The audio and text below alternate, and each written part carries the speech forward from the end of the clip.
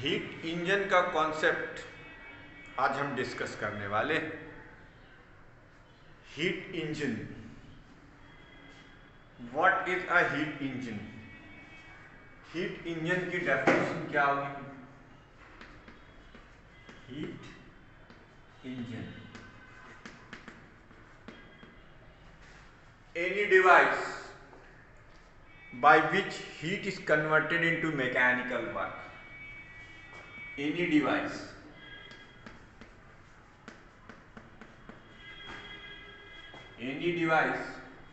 by which heat convert into mechanical work.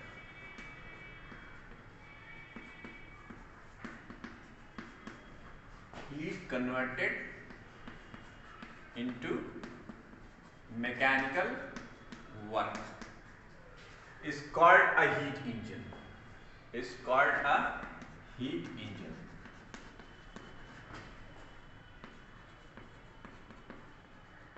जैसे अपन ने बचपन में जेम्स वाट की कहानी, तो जेम्स वाट ने ये देखा कि उबलती हुई चाय के केतली पर जो ढक्कन था वो ढक्कन उठ जा रहा था।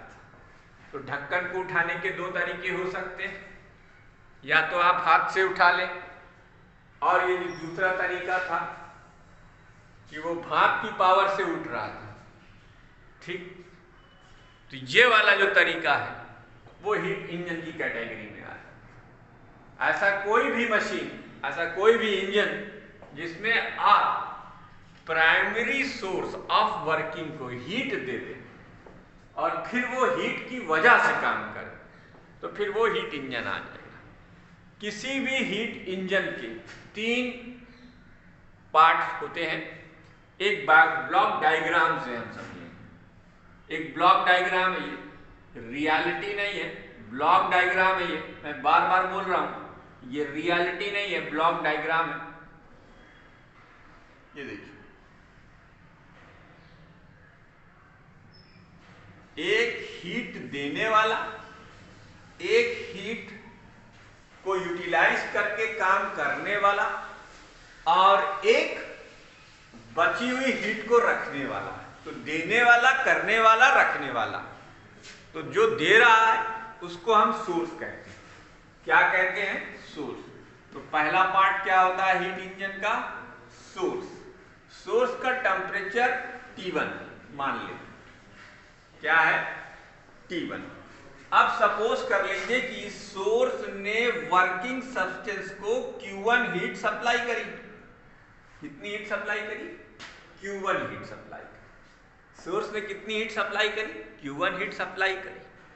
अब उस Q1 हीट से W यानी वर्किंग सब्सटेंस ने, ये जो आपका वर्किंग सब्सटेंस है, वर्किंग सब्सटेंस कोई काम कर रहा है, जैसे ढक्कन उठ रहा है ना, भाप की वजह से, तो वो जो जितना हाइट तक गया, तो जाहिर सी बात है भाई ढक्कन के पास पोटेंशियल एनर्जी स्टोर होगी। अलग बात है कि ढक्कन फिर से नीचे आ जा रहा, तो पोटेंशियल एनर्जी स्टोर कर रहा।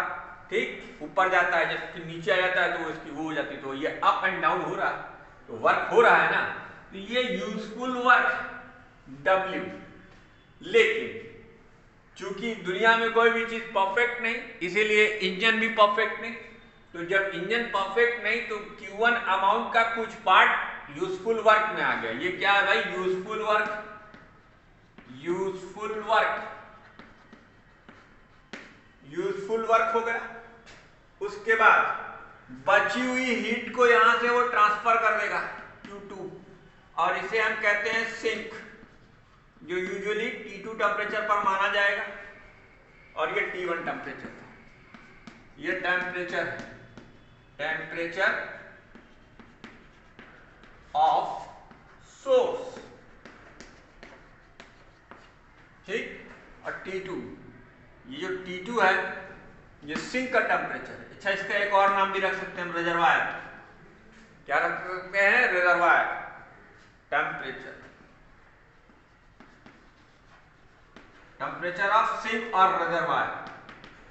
तो ये दो चीजें, किसी भी हीट इंजन के तीन पार्ट, एक हीट को देने वाला, एक उस हीट को यूटिलाइज करने वाला और एक बाकी बची हुई हीट को रखने वाला। तो जो हीट दे रहा है वो सोर्स, जो काम कर रहा है वो वर्किंग सब्सटेंस, उससे यूजफुल वर्क आपको मिलेगा और रेस्ट अमाउंट ऑफ हीट वो रिजेक्ट कर देगा। ये रिजेक्टेड पोर्शन है, हीट का रिजेक्टेड पोर्शन, ये रिजेक्टेड हीट भी कहलाती है। जान लो यार, ये सब टेक्निकल टर्म है।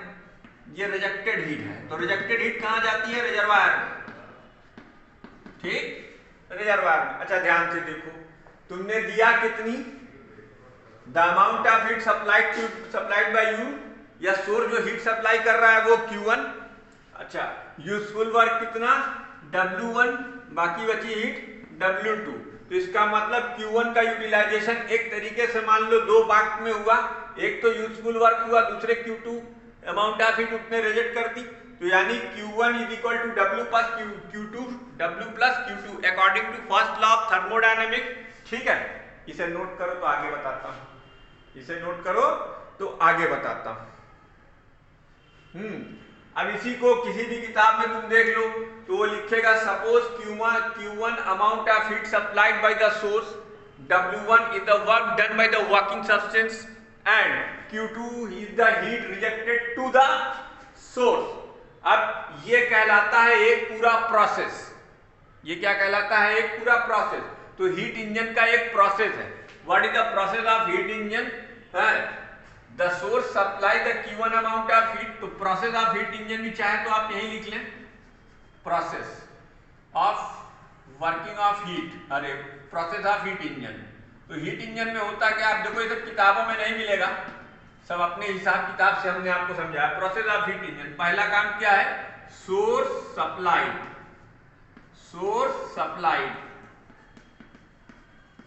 Q1 amount of heat, Q1 amount of heat. उसके बाद वर्किंग सब्सटेंस। तो एक प्रोसेस में क्या क्या होता है? स्टेप 1 में ये, इधर तो दिखेगा नहीं, इधर दिख रहा होगा, ये स्टेप 1, ये स्टेप 2 है, working substance. Working substance do useful work, working substance do useful work, ठीक, ये दूसरा। और उसके बाद sink absorb Q2 amount of heat, Q2 amount of heat. अच्छा, तो ये था ब्लॉक डायग्राम और ये था एक पूरा प्रोसेस जो कि इसमें होता है। मैं इसीलिए कलर कर देता हूं चौक को ताकि आपको ये समझ में आए। इसके नीचे ये लिखना है, बगल में मत लिख देना जैसे मैंने लिखा, मैं तो जगह बचाइए। अच्छा, आजकल वैक्सीन का जमाना, अब इफिकेंसी के बारे में बहुत कुछ है। इफिकेंसी, कोवैक्सीन की फलानी, अरे कोविशील्ड की, धमाकी, मॉडर्ना की, ये वो मार दुनिया की हिंट है। एनीवे, इसको नोट कर डाल।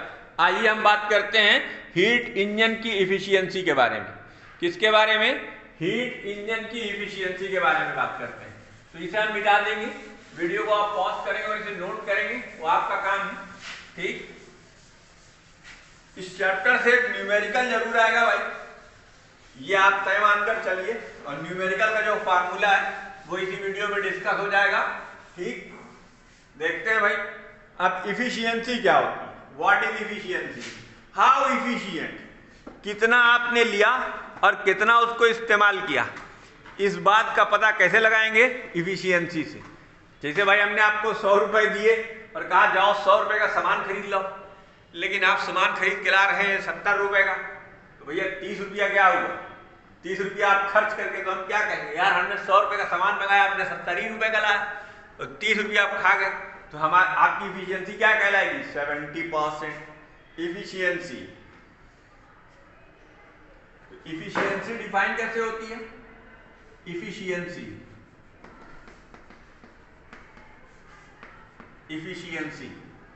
है the ratio of work done by the engine during one cycle, यानी वही एक पूरा process. The ratio of work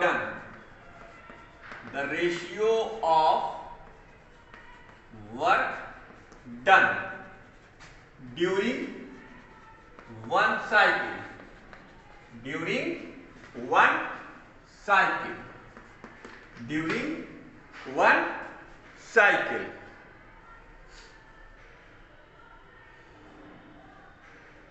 By the engine, the ratio of work done during one cycle by the engine, by the engine, and during one cycle, and during one cycle, heat supplied by the source. During one cycle, heat supplied by the source is known as efficiency of heat engine. Is known as efficiency of heat engine.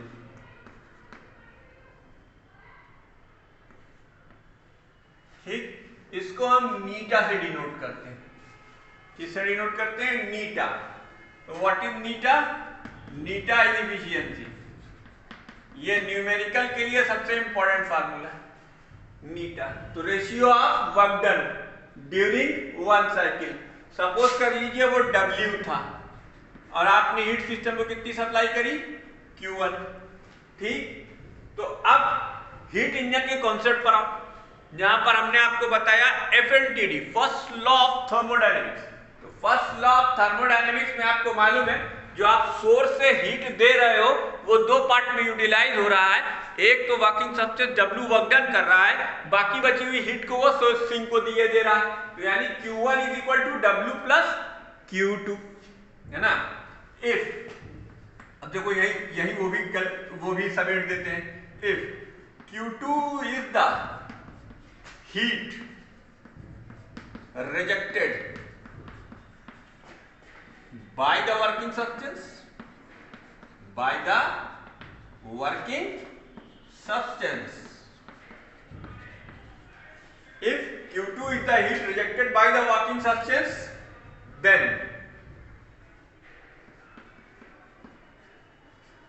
by FLTD, first law of thermodynamics, FLTD, Q1 is equal to W plus Q2. W plus Q2. It implied that, देखिए यहां से W का formula आया, क्या आया बेटा? Q1 minus Q2। वाह भाई वाह, क्या बात। Q1 minus Q2। अब इफिशियंसी का देखो एक और फार्मूला, एक फार्मूला तो ये है भाई, यहां बक्सा बनाते हैं, नीटा, न्यूमेरिकल में काम आएगा। और एक फार्मूला नीटा। अब नीटा का एक फार्मूला और क्या हो जाएगा? Q1 minus Q2 upon Q1, यानी 1 minus Q2 upon Q1, 1 minus Q2 upon Q1।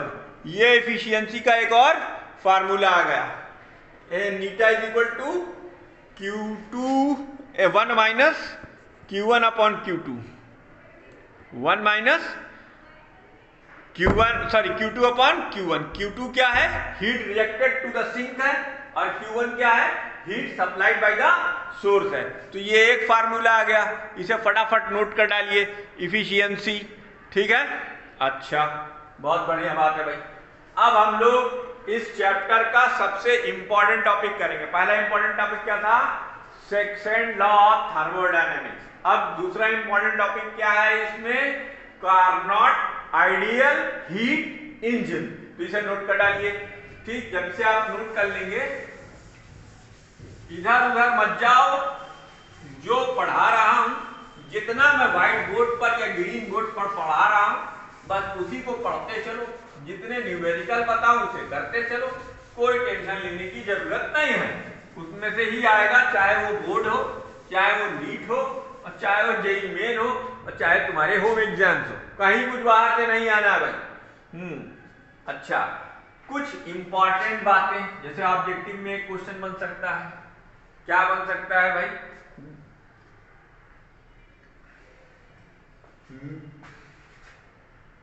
the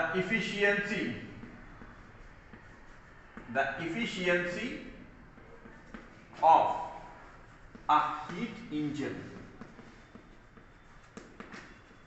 is independent of nature of working substance,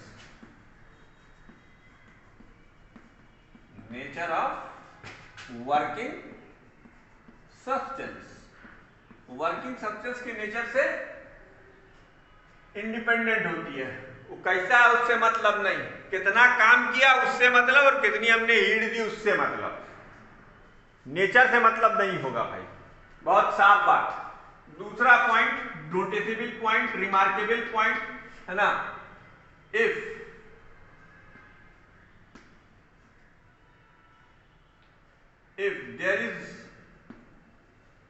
there is no loss of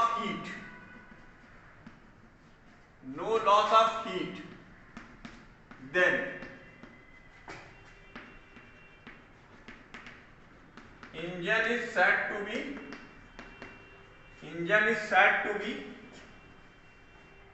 100% efficient। 100% efficient है। इसका क्या मतलब हुआ?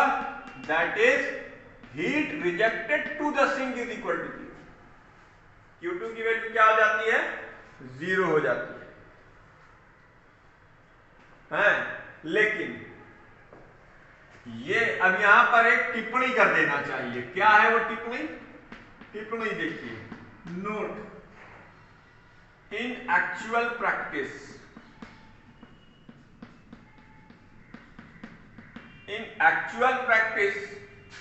no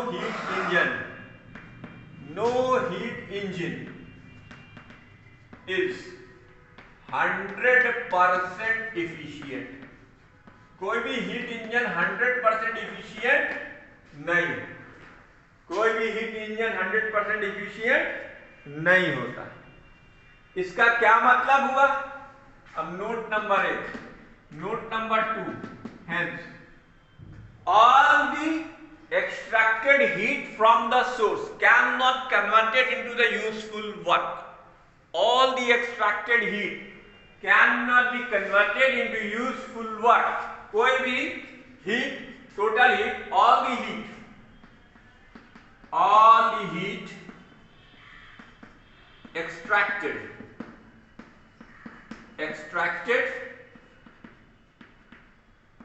from the source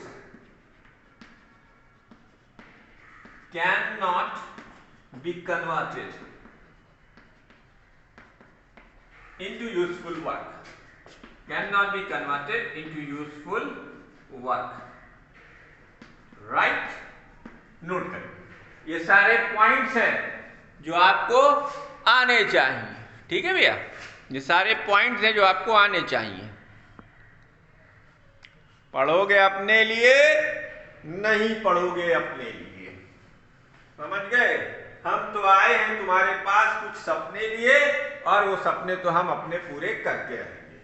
note कर लो इसे। नहीं, शायरी नहीं, ये जो हमने लिखा है इसे नोट करो, शायरी नोट ना करना।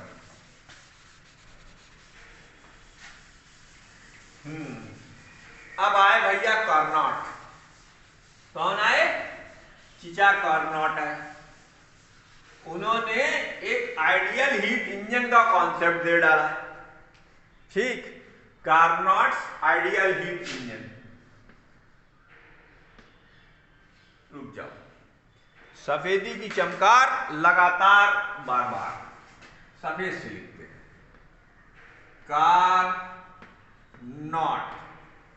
Carnot's ideal heat engine. ले भैया, पहले में शर्त लगा दी कि कौनो मुकदमा हो ना पावे। कार्नोट्स आइडियल हीट इंजन, उनका जो हीट इंजन है वो आइडियल, मतलब 100% इफिशियंसी गारंटी। लेकिन ऐसा होता नहीं। अच्छा, अब हमें मालूम है कि एक हीट इंजन में एक्चुअली क्या होता है, एक साइक्लिक प्रोसेस होता है। The process in the heat engine is cyclic. क्या होता है, साइक्लिक प्रोसेस होता है। तो in an engine we know that. अब ये काम की बातें लिख लो, छोटी छोटी बातें लिखा देता हूं ताकि तुम्हें आसानी रहे। We know that in an heat engine, in a heat engine, H vowel नहीं, a heat engine, working substance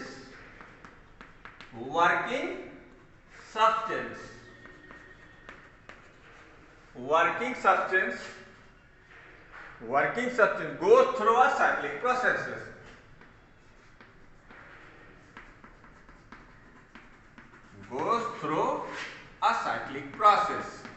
एक साइक्लिक प्रोसेस से गुजरता है।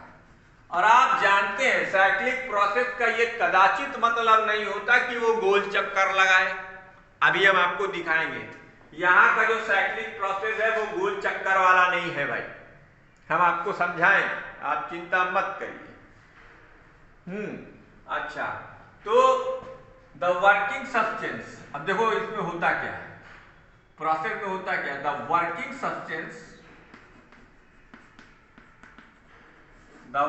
Substance takes heat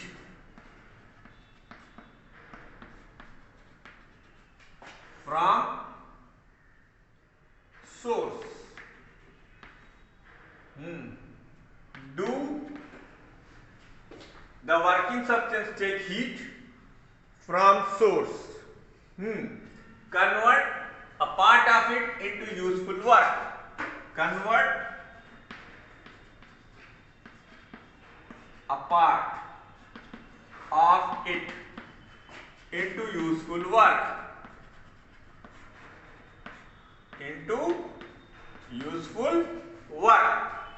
The working substance takes heat from source, convert a part of it into useful work and gives out the rest to a cold body. And into useful work, give the rest.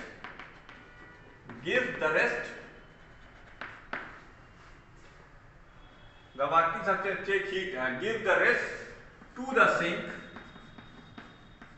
अब मैं एक काम करो, sink का एक नाम डाल दो कोल्ड बॉडी, और अच्छे से समझ में आ जाएगा। और ये जो सोर्स है इसको लिख लो हॉट बॉडी, क्योंकि आगे हमें रेफ्रिजरेटर भी पढ़ना है ना, इसका ठीक उल्टा प्रोसेस, तो ये ज्यादा सही रहेगा। Working substance take heat from source, that is hot body, उससे कुछ काम करेगा और बाकी सारी बची हुई हीट को क्या करेगा, कोल्ड बॉडी को दे डालेगा, यही है ना। And return to its initial state, returns to its initial state. ये भैया कार्नोट के हीट इंजन की कार्य करने की पूरी प्रणाली लिख दी गई है। This is describe the system of doing work by the Carnot heat engine. It will extract some heat from the hot body, utilize a part of it as a working substance doing the work, and the rest is given to the sink or cold body. ये है उसका पूरा खाका, और इसी को कहते हैं हम cyclic process, return to its initial state. And you know from very beginning of the thermodynamics, if after these several stages a system returns to its original state, then the process is said to be cyclic process. क्या कहते हैं उसे हम, cyclic process कहते हैं। तो एक heat engine के अंदर साइक्लिक प्रोसेस ही होता है। You got my point? Okay, इसके आगे की बात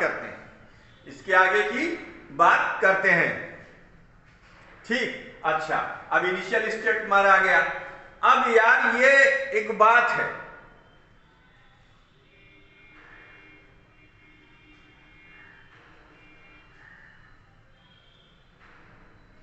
अब ये तो देखो इनिशियल स्टेट में आया। अब अगर कोई हीट का लॉस ना हो तो फिर सिस्टम ठीक जितनी हीट लिए था उतना ही हीट रिजेक्ट करके अपनी वापस उसी अवस्था में आ जाएगा, यानी जिस प्रेशर पे था, जिस वॉल्यूम पे था, जिस टेम्परेचर पर था। इसे आप क्या कहेंगे? Reversible heat engine. और कार्नोट था आपका हीट इंजन, क्योंकि आइडियल था और वो रिवर्सिबल था। कैसा था?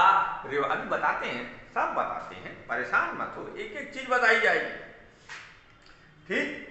If the cycle can be ट्रेवर्स in the reverse order such that, पहले इतना लिखो फिर बताते हैं आगे। तो ये था प्रोसेस। कार्नोट हीट इंजन की रूपरेखा तैयार हो रही है।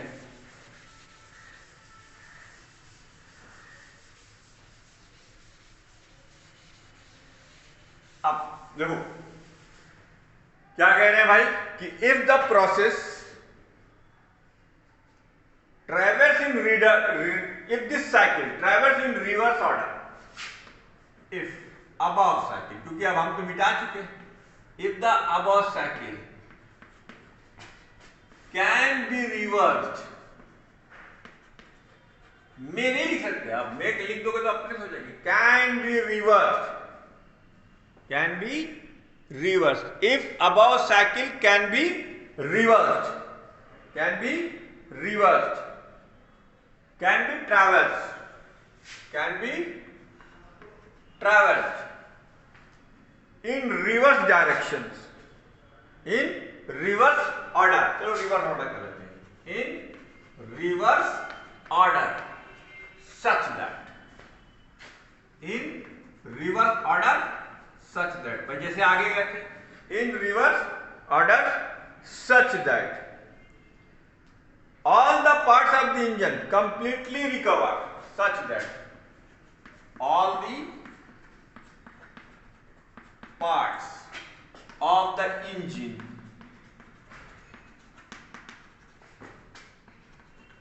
completely recover its original condition, completely recovers its original condition,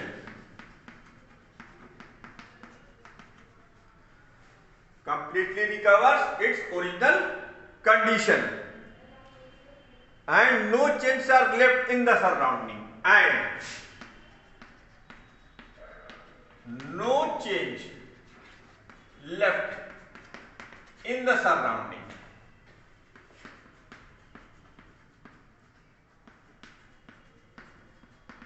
in the surrounding, surrounding में कोई चेंज ना छोड़े। The cycle is a reversible cycle. The cycle is a reversible cycle. अब रिवर्सिबल साइकिल, अब टाइम को बचाते हैं भैया। तो रिवर्सिबल साइकिल हो या रिवर्सिबल प्रोसेस हो, दोनों के लिए कंडीशन सेम होगी, यानी कोई भी डिसिपिएटिव फोर्स ना हो और प्रोसेस बहुत धीरे धीरे हो, हैं? या वर्किंग सब्सटेंस, इसमें एक और बढ़ा देंगे कि वर्किंग सब्सटेंस जो है वो डिफर ना करे, बदलने ना पाए, क्योंकि हर आदमी का काम करने का तरीका अलग अलग हो सकता है। ठीक है भाई, क्यों? कुछ लोग लिंक बेस से पढ़ाते हैं, कुछ लोग कागज पे पढ़ाते हैं, और हम जैसे गधे व्हाइट बोर्ड पर पढ़ाते और ग्रीन बोर्ड पर पढ़ाते हैं। तो काम करने का तरीका अलग अलग है। तो जैसा जो काम करता है वैसे ही वो हीट लेता है, वैसे ही उसका काम दिखाई देता है, और फिर वैसे ही वो हीट रिजेक्ट करता है। तो वर्किंग सब्सटेंस के नेचर पर भी वो रिवर्सिबिलिटी मैटर करती है, मैटर करती है। ठीक है, याद रखिएगा इस बात को। ठीक, अच्छा भाई। तो ऐसे इंजन को रियलाइज करने के लिए हमारे पास जो कंडीशंस है वो ये कि there must be absence of all the dissipative forces like frictional force, air drags, viscous force, etc. etc. जितने भी तरह के वो फोर्सेस जिसमें हीट का लॉस होता है, वो अगर सिस्टम में मौजूद होंगे तो रिवर्सिबिलिटी पे फर्क पड़ेगा। दूसरी चीज, प्रोसेस में जो वर्किंग सब्सटेंस है वो डिफर नहीं करना चाहिए। डिफर करवा दोगे तो फिर दूसरी तरीके से हीट जाने आने लगेगी, तो फिर कंडीशंस बदल जाएंगी। तो ये जो रिवर्सिबल प्रोसेस का रियलाइजेशन है, ये एक आइडियल कॉन्सेप्ट है, लेकिन भैया आप सिलेबस में चिपका हुआ है तो हमका तो पढ़ाने पड़े। ये अलग बात है कि ये रियलाइज नहीं किया जाता प्रैक्टिस में, प्रैक्टिकली ये पॉसिबल नहीं है, क्योंकि आप दुनिया में कोई भी प्रोसेस उठाकर देख लीजिए, वो कंप्लीटली आइसोथर्मल नहीं हो सकता, कंप्लीटली एडियाबेटिक नहीं हो सकता। तो जब नहीं हो सकता तो फिर क्या करें, लेकिन पढ़ना पड़ेगा यार। तो कार्नोट हीट इंजन की हम रूपरेखा आपको समझा देते हैं। मान लीजिए आपके पास एक सिलेंडर, एलपीजी नहीं भैया, ये कोई भी सिलेंडर हो सकता है जो लेबोरेटरी में कॉम्पिटेबल हो। इसकी ये दीवारें परफेक्टली इंसुलेटिंग है। देखो ये जो लाइनें हम क्रॉस बना रहे हैं वो इसीलिए ताकि तुम्हारे भेजे में ये बात घुसी रहे कि ये इंसुलेटिंग वॉल्स है। और ये है एक मूवेबल पिस्टन। ये क्या है? एक मूवेबल पिस्टन। मूवेबल पिस्टन ये अप एंड डाउन मूव कर सकता है। क्या कर सकता है? अप एंड डाउन मूव कर सकता है। और ये जो है ये भी इंसुलेटेड है, मतलब उष्मा के संचरण के लिए, हीट के ट्रांसफर के लिए ये तीन दीवारें से कुछ नहीं हो सकता। ये तीनों इंसुलेटेड वॉल क्या है? ये इंसुलेटेड। इंसुलेटेड का मतलब there is no possibility of transmission of heat from the surrounding to the system and from the system to the surrounding. ये क्या है भाई? Insulated walls. ये भी इंसुलेटेड वॉल है, ये भी इंसुलेटेड वॉल है। और ये क्या है? मूवेबल पिस्टन है। अबे ऊपर का तो दिख नहीं होगा। ये क्या है भाई? Movable piston. ये क्या है? Movable piston. हाँ जी जॉली जी, अब देखिए इसके अंदर हमने ये वाली जो लाइन है ये परफेक्टली कंडक्टिंग बनाने की कोशिश की है। फिलहाल बनेगी नहीं तो इसे हम कंडक्टिंग लिख के काम चला लेंगे। Conducting wall. तो तीन वॉल आपकी इंसुलेटेड होती है और ये नीचे वाली वॉल जो है वो कंडक्टिंग वॉल है। आई बात समझ में? ये कंडक्टिंग वॉल है, कंडक्टिंग बाउंड्री आप इसे कह सकते हैं। और इसके अंदर आप जो गैस भरेंगे उस गैस को हम कहेंगे वर्किंग सब्सटेंस। क्या कहेंगे? Working substance. क्योंकि थर्मोडायनेमिक्स में सबसे बढ़िया गैस से ही बात कर रहे हैं। वर्किंग सब्सटेंस गैस है ये, ठीक है भैया? ये देखो अब ये वर्किंग सब्सटेंस है। तो अपने पास और दो चीजें क्या होनी चाहिए हीट इंजन के लिए? जल्दी से बोलो। हीट इंजन के लिए दो और चीजें क्या होनी चाहिए भाई? अपन के पास एक वर्किंग सब्सटेंस होना चाहिए, अपन के पास एक सोर्स होना चाहिए जिससे हम हीट को लेंगे, उसके बाद वर्किंग सब्सटेंस काम करेगा, फिर बाकी बची हुई हीट को क्या करेगा? वो सिंक में डालेगा। तो इसके लिए तीन फिगर बनाएंगे, इसके नीचे तीन फिगर बनाएंगे। जल्दी बोलो। अब देखो पहले तो हम एक हीट स्टैंड बनाएंगे ताकि अभी कुछ करना है इसका, चिंता मत करो, वो भी समझाया जाएगा। अब ये पूरी तरीके से इंसुलेटेड है, मतलब कुछ भी कर लो इसको तुम गरमा नहीं सकते, आग नहीं लगा सकते यहाँ। ये क्या है भाई? हीट स्टैंड है। क्या है ये? हीट स्टैंड है। इसके एक तरफ हम एक सोर्स क्या लगाएंगे? सोर्स। एक तरफ हम सोर्स रखेंगे। क्या रखेंगे? इसकी देखो बेटा वर्किंग नहीं पूछी जाती, इसकी इफिशियंसी पूछी जाती है। वो इफिशियंसी और इसका ग्राफ हम तुमको बताएंगे। वर्किंग लिखने की जरूरत नहीं है, बस समझ लो। इसकी वर्किंग नहीं पूछेंगे। कोई लिखाए है तो बेवकूफ, कोई फायदा नहीं। इसे हम सोर्स कहेंगे। सोर्स, इसका टेम्परेचर मान लो T1 है ना? अब तो ये समझी गए होंगे कि इंसुलेटेड है, केवल हीट का स्थानांतरण इस सिरे से हो सकता है। अच्छा, उसके बगल में हमने एक और बनाया, इसके बगल में हमने एक और बना डाला। जब हमने एक और बनाया, देखो ये एक और बना दिया। अब ये क्या है भाई? ये सिंक। क्या है ये? Sink T2। बात को समझना, एक हो गया सोर्स, एक हो गया सिंक और एक हो गया हीट स्टैंड, एक हो गया वर्किंग सब्सटेंस। तो देखो हीट इंजन के खाके में तीन ही चीज तो थी, एक था सोर्स, सलमान खान नहीं, एक था टाइगर नहीं, एक था सोर्स। टी से टाइगर मत समझ लेना, ये टेम्परेचर लिखा हुआ भैया, कहो तो नीचे लिख देना, लिख दे रहे हैं आप T1 टेम्परेचर। तो ठीक है, इसी चित्र से हम आपको समझाएंगे करता क्या है heat engine. Temperature of source है, और T2 क्या है, टेम्परेचर ऑफ सिंक या रिजर्वायर, टेम्परेचर ऑफ सिंक। हाँ जी, समझ रहे हो। तो ये है पूरा खाका। अब इस खाके में 4 प्रोसेस हम करेंगे, इसी खाके से हम 4 प्रोसेस करेंगे। वो 4 प्रोसेस क्या होंगे प्यारे बच्चों, वर्किंग सब्सटेंस का प्रेशर, वॉल्यूम और टेम्परेचर नाप लिया हमने, नाप के उसको लाके इस पे रख दिया, इस पे रखा इसे, फिर इसको यहाँ रख दिया, रखा हुआ है आराम से। पहले सबसे पहले किस पे पुट करेंगे, हीट स्टैंड पर आए। अभी तो कुछ हो नहीं रहा है, उष्मा का संचरण नहीं हो रहा, हीट का ट्रांसमिशन नहीं हो रहा, तो अभी कुछ नहीं होगा। अब एक काम करते हैं, देखो हम डायग्राम में ही समझाएंगे। ये तीर हमने बनाई, इसका मतलब अंडरस्टूड।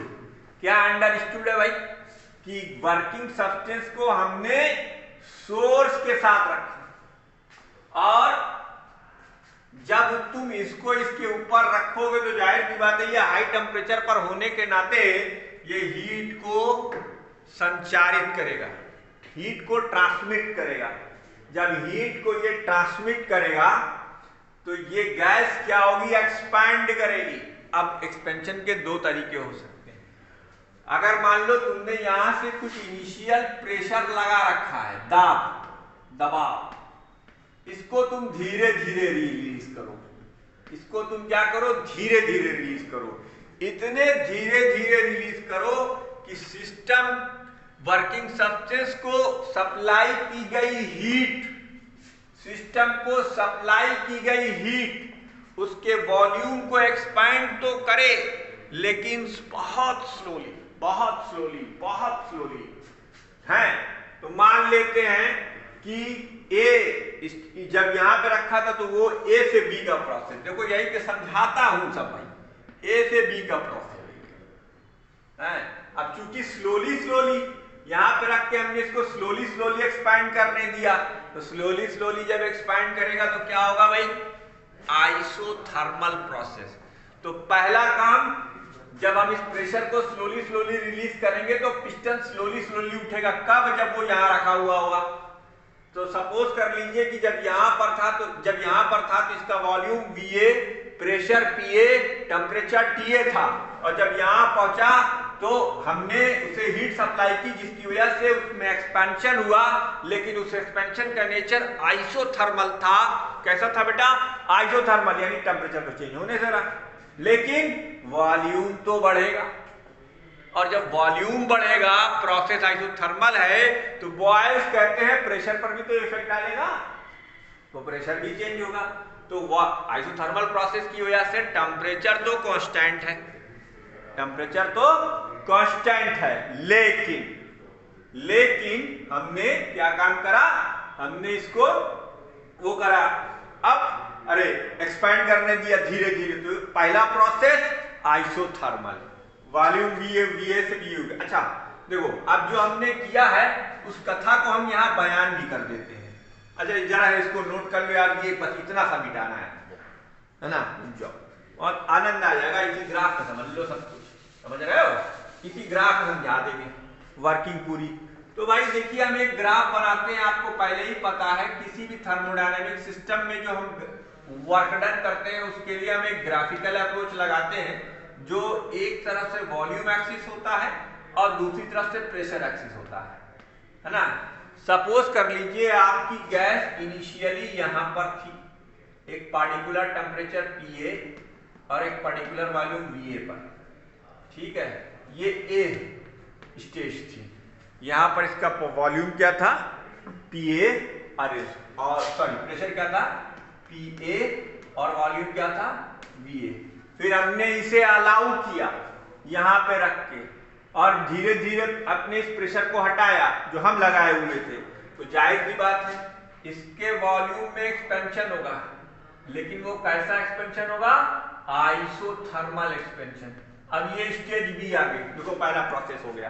कौन सा प्रोसेस है ये? Isothermal process. विस्तार पूर्वक चर्चा इसके पहले के चैप्टर में हम कर चुके हैं, ग्राफ सब बना चुके हैं।